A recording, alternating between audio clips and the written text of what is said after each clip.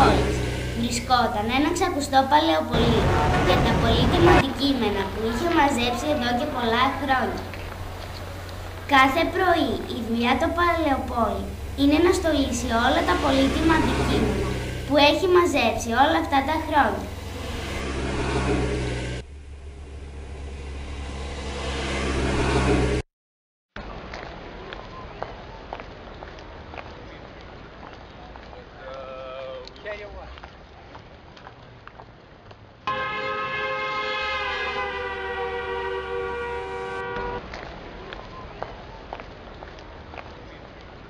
Όλα αυτά τα αντικείμενα έχουν τη δικιά τους ιστορία. Μέσα σε αυτά είναι και ένα παλιό πιάνο. Το παλιό πιάνο ήταν για χρόνια ξεχασμένο στο παλαιοπωλείο. Είχε γίνει πια άσπρο από τη σκόνη και τα πόδια του με τις σκουριασμένες ρόδες γεμάτα ιστούς από αράχνες. Κάποτε ήταν στραφτερό από το γυάλισμα και το είχαν παίξει σπουδαίοι πιανίστες και συνθέτες.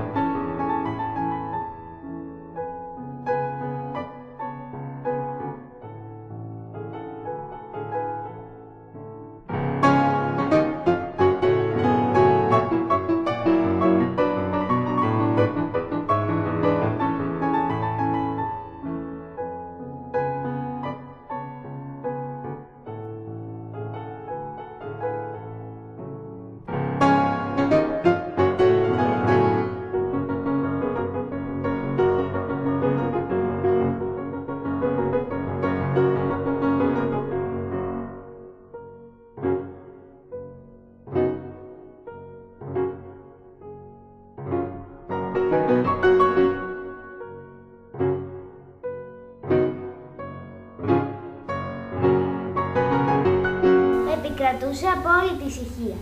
Κι όμως κάτω από το καπάκι του πιάνου επέμενε ακόμη λίγη ζωή.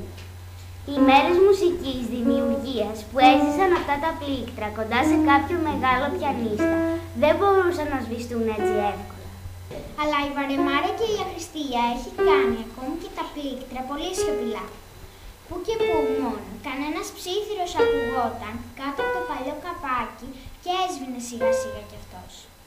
Τον τελευταίο καιρό, όμως η Ανία και η μυρωδιά της κλεισούρας είχαν φτάσει στο προχώρητο και οι συζητήσεις είχαν αρχίσει να φουντώνουν. Αν κάποιος μπορούσε να παραμερίσει τη σκόνη και τη μυρωδιά του χρόνου, θα μπορούσε ίσως να οσφριστεί μια ανεπαίσθητη διχόνοια που πλανιόταν στο λιγοστό αέρα που συγκρατούσε μέσα από το καπάκι του πιάνου. Βρε παιδιά, θέλω να ξαναπαίξω σονάτες, μπαλάντες και πρελούδια. Και εγώ θέλω να ξανανιώσω αυτή την ένταση, αυτό το τράνταγμα από δάχτυλα βιρτουόζου πιανίστα. Σιγά την ένταση. Εσείς τουλάχιστον δεν παίζετε τόσο συχνά σε εμείς. Και τι με αυτό? Δίκιο έχει τώρα. Εμείς είμαστε οι κανονικές νότες. Παρόλο που το ρε δίες ήταν μαύρο, άρχισε να κοκκινίζει από το κακό του. Ακούσε εκεί να του λένε πως δεν ένιωσε ποτέ την ένταση και το ρυθμό της μουσικής επειδή έπαιζε ένα τόνο ανάμεσα σε δύο νότες. Ας είναι, δεν θα συνεχίσω τον καβγά. Δεν νομίζετε πως τα άστρα πλήκτρα το έχουν πάρει πολύ πάνω τους? Πάντα έτσι φαντασμένα ήταν. Νομίζουν ότι οι όμορφες μελωδίες δεν έχουν πολλές διέσεις και υφέσεις. Νομίζουν πως είναι καλύτεροι επειδή είναι περισσότεροι. Κάνουν λάθος όμως. Χωρίς εμάς οι μελωδίες θα ήταν όλες ανιαρές. Δεν θα τους περάσει όμως, θα δουν τι έχουν να πάθουν. Και όλα τα μαύρα πλήκτρα άρχισαν σιγά σιγά να σχεδιάζουν πώς θα μπορούσαν να εκδικηθούν την καυχησιά των άσπρων. Τι γίνεται εκεί πάνω, θα μας αφήσετε επιτέλους σε ησυχία? Δεν σου μιλάω, δεν μιλάω σε άσπρα πλήκτρα. Και γιατί παρακαλώ? Απάντησε όμως δεν πήρε. Ξυπνήστε! Διάφορες νότες στο πενταγράμμο άρχισαν να ακούγονται καθώς τα άσπρα πλήκτρα ξυπνούσαν τρομαγμένα. Αυτοί εκεί πάνω κάτι ετοιμάζουν. Πρέπει να τους δώσουμε ένα καλό μάθημα πριν να αρχίσουν να σηκώνουν κεφάλι. Δίκιο έχεις. Αν εκείνη τη στιγμή κάποιος πελάτης έμπαινε στην αποθήκη και άνοιγε το καπάκι του παλιού πιάνου, το θέμα που θα αντίκριζε θα ήταν μάλλον αστείο. Όλα τα άσπρα πλήκτρα μαζεμένα στη μια πλευρά και όλα τα μαύρα στην άλλη. Να συζητούν σιδηριστά και ρίχνοντας κλεφτές ματιές η μία ομάδα στην άλλη. Κανείς δεν πρόκειται όμως να θυμηθεί το πιάνο. Οπότε ας ξαναγυρίσουμε στην ιστορία μας. Έχουμε να σας ανακοινώσουμε κάτι. Τα υπόλοιπα μαύρα πλήκτρα στέκονταν πίσω του με ύφος που δήλωνε πως συμφωνούσαν με όσα θα έλεγε ο εκπρόσωπός του, ενώ τα άσπρα στην απέναντι πλευρά παρακολουθούσαν με ειρωνικό αλλά και γεμάτο ενδιαφέρον βλέμμα.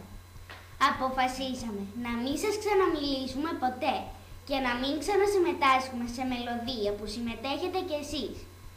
Πήραμε την απόφαση αυτή, διότι είστε κατώτερα πλήκτρα από εμάς τα μαύρα, πράγμα που είναι άλλωστε φανερό, μια και σε όλα τα πιάνα τα μαύρα πλήκτρα βρίσκονται πάνω από τα άσπρα. Αυτά είπε το μαύρο πλήκτρο και μαζί με τους φίλους του γύρισαν το καθένα στη θέση. Τώρα τα άσπρα πλήκτρα είχαν εξαγριωθεί περισσότερο από ό,τι πριν. Έπρεπε πολύ σύντομα να σχεδιάσουν την εκδίκησή τους. Να τις ξεκουρδίσουμε τις χορδές. Να τους ξελιώσουμε από το πιάνο. Να παίξουμε ο καθένας την νότα του μέχρι να τους ξεκουφάνουμε. Τι είπες ρε? Είπα να παίζουμε τις νότες μας δυνατά μέχρι να τα ξεκουφάνουμε και να μην αντέχουν άλλο. Αυτή είναι η καλύτερη ιδέα. Αυτό θα κάνουμε. Και ποιος είσαι εσύ που θα αποφασίσεις τι θα κάνουμε για όλους? Ποιος μίλησε? Το ΣΥ. Και ποιος είσαι εσύ? Εγώ, το ΣΥ. Εγώ ή εσύ? Δεν είπα εσύ, είπα το ΣΥ. Και πού ακούστηκε ένα ΣΥ να αντιβλέσει ένα ντο? Αγαπητό μου ΣΥ, εδώ που τα λέμε, ο συνάδελφος δεν έχει και άδικο. Όσο να είναι, εμείς τα ντο είμαστε πιο έξυπνα και πιο οργανωτικά. Το ΣΥ γεννευρίασε τόσο, ακούγοντας αυτά, που είχε φρύγια θα τα έχει σηκώσει με μια πολύ πνευματική κρυμάτσα. Στο κάτω-κάτω της γραφής εμείς είμαστε οι πρώτοι νότες και συνεπώς τα πρώτα πλήκτρα σε κάθε οκτάβα. Και λέγοντας αυτά γύρισε στη θέση του θεωρώντας πως είχε τακτοποιήσει το θέμα του σαν πολύ διπλωματικό πλήκτρο που ήταν. Τότε λοιπόν εμείς τα ΣΥ θα αποφασίσουμε μόνα μας τι θα κάνουμε και... Το ίδιο θα κάνουμε και εμείς τα ΡΕ. Το ίδιο και εμείς τα ΦΑ. Έτσι όλα τα άσπρα πλήκτρα είχαν χωριστεί ανανότα και συζητούσαν. Όλα τα άσπρα πλήκτρα, δυστυχώς, μην νομίζετε πως και τα μαύρα πλήκτρα πήγαιναν πίσω. Όσο τα άσπρα έψαχναν λόγους για να τσακωθούν, είχαν αρχίσει και εκείνα να χωρίζονται. Ησυχία! Δυστυχώς όλα τα μαύρα πλήκτρα έχουν τρελαθεί. Πρέπει να δράσουμε μόνοι μας εναντίον των άσπρων. Ακούστε τι θα κάνουμε. Δεν θα μας πεις εσύ τι θα κάνουμε. Μη μου υψώνεις εμένα τη φωνή. Ο τσακωμός συνέχιζε μόνο στα λόγια. Λόγια προσβλητικά και άσχημα. Λόγια που ποτέ κανένα πλήκτρο δεν φανταζόταν πως θα μπορούσε να πει για τους φίλους του. Και όχι μόνο τα ντο, όλα τα πλήκτρα λογομαχούσαν μεταξύ τους. Το καθένα ήταν μόνο του. Δεν υπήρχαν πια ομάδες, παρέες ή ομοιότητες. Και όσο πιο άσχημα ήταν τα λόγια που άκουγε ένα πλήκτρο, με τόσο πιο προσβλητικά λόγια απαντούσε, ώσπου δεν ακουγόταν τίποτε πια, παρά ένας θόρυβος. Θαρρύς και μια βροχή από πέτρες έπεφτε πάνω στα ξεκούδιστα πλήκτρα για να παίξει την πιο απέσια μουσική που ακούστηκε ποτέ. Ησυχία! Η κατάσταση έχει γίνει αφόρητη για όλους μας και δεν μπορεί να συνεχιστεί άλλο. Ακούστε λοιπόν την ιδέα μου. τη δημιούργησε όλη τη φασαρία. Το ότι είμαστε διαφορετικές νότες, το ότι παίζουμε διαφορετικούς τόνους, άλλος ντο, άλλος ρε, άλλος σι. Να λοιπόν η λύση. Θα βρούμε μία νότα που δεν υπάρχει. Για παράδειγμα μία νότα ανάμεσα στο σι και στο ντο. Και θα της δώσουμε ένα όνομα που δεν υπάρχει, για παράδειγμα σου. Σαν να λέμε ντο, ρε, μι, φα, σο, λα, σι, σου, ντο. Ωραία ακούγεται. Θα συμφωνήσουμε όλοι να κουρδιστούμε στη νότα σου και τότε δεν θα υπάρχει τίποτα να μας χωρίσει. Έπρεπε να παραδεχτούν πως η ιδέα ήταν μεγαλοφυής. Έμειναν λίγα δευτερόλεπτα ακίνητα μέχρι να συνειδητοποιήσουν τι έπρεπε να κάνουν και βάλθηκαν αμέσως να κουρδιστούν όλα στη νότα σου. Ωραίος καιρός σήμερα. Ωραίος. Τι ώρα είναι? Ώρα για ύπνο. Κι εγώ. Κάτι ακούω. Και όντως, κάτι συνέβαινε πάνω από το καπάκι του πιάνου. Κάτι που είχε χρόνια, ίσως κι όλος να συμβεί.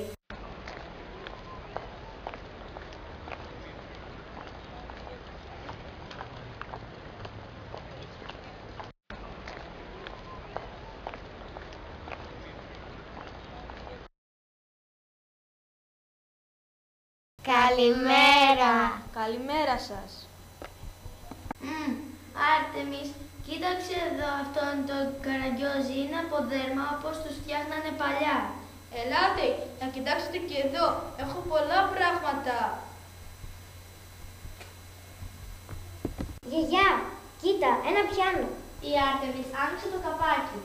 Άρχισε να παίζει και το πιάνο έβγαλε έναν απέσιο θόρυβο που ακουγόταν κάπως έτσι. Σου, σου. Τα φάγε τα ψωμιά του. Αυτό το πιάνο. Δεν μπορεί να παίξει τίποτα πια.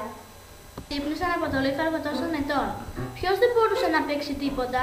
Πώς τολμούσε μια μικρή άπειρη μουσικός να προσβάλλει ένα τέτοιο τιμημένο πιάνο που φιλοξένησε τα δάχτυλα των μεγαλύτερων μαέστρων του κόσμου? Πού ήταν αυτή η ανεβής μικρή όταν τα πλήκτρα του άσταθαν καλογιαλισμένα, αντανακλώντας τα δυνατά φώτα της σκηνής και δέχονταν βροχή από χειροκροτήματα μέσα σε κατάμεστες αίθουσες? Χωρίς να πούν τίποτα το ένα στο άλλο, άρχισαν να κουρδίζονται και πάλι το καθένα στην νότα του, ώσπου σε 10 δευτερόλεπτα ήταν πάλι ένα καλοκουρδισμένο πιάνο. Ας ξαναδοκιμάσω. Μια υπέροχη μουσική ξεχύθηκε στο παλαιοπωλείο. Η Άρτεμις δυσκολευόταν να παίξει γρήγορα, αλλά τα πλήκτρα ήταν τόσο πληθυσμένα που άρχισαν να παίζουν μόνα τους. Το πιανό παίζει μόνο του. Παίζει μόνο του. Είναι στοιχειωμένο. Δεν είναι στοιχειωμένο, είναι μαγικό. Και όντως το πιάνο ήταν μαγικό και η μουσική του μαγευτική. Το πιάνο έπαιζε μόνο του. Κάθε νότα έπαιζε μόνη της. Η υπέροχη μουσική όμως έβγαινε από όλες τις νότες μαζί. Τόσες διαφορετικές νότες μπερδεύονταν όλες σε μια μαγευτική μελωδία. Η κάθε νότα ανακάλυπτε ξανά τον εαυτό της μέσα στη μουσική και έτσι όπως ένιωσαν δεμένες και ευτυχισμένες, αναφώνησαν όλες μαζί.